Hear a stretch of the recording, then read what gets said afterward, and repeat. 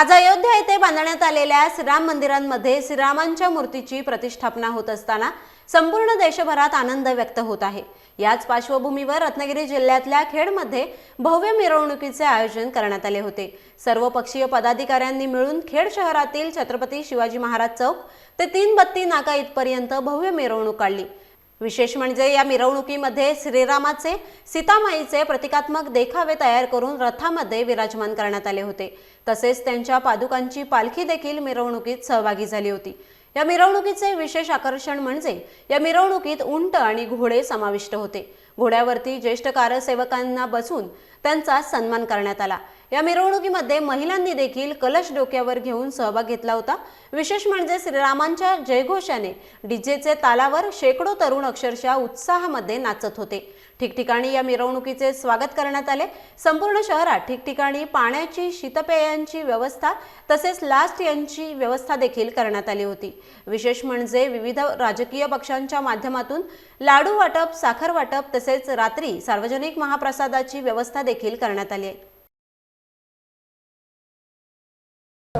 बघा, अखंड विश्वामध्ये असलेल्या हिंदू समाजानं जे 500 वर्षापासून स्वप्न पाहिलं होतं, जी आस्था पाहिली होती, ती आज सत्यात उतरताना दिसते।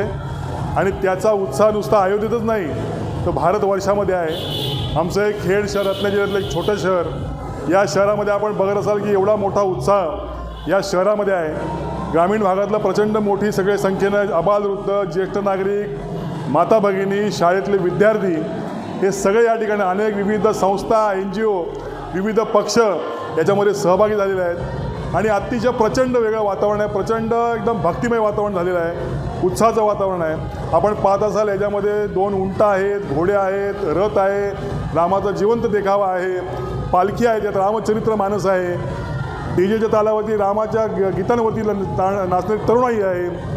आणि खास करून हिसारवरनं जवळजवळ 10 फुटाचा हनुमान, जिवंत हनुमान या ठिकाणी आणलेला आहे। एक वेगळं वातावरण आहे या शहरामध्ये, कधी नव्हतं एवढं अभूतपूर्व वातावरण आपल्याला पाहायला मिळत असेल। आणि अख्खं खेळ भक्तिमय झालेलं या ठिकाणी पाहायला मिळेल।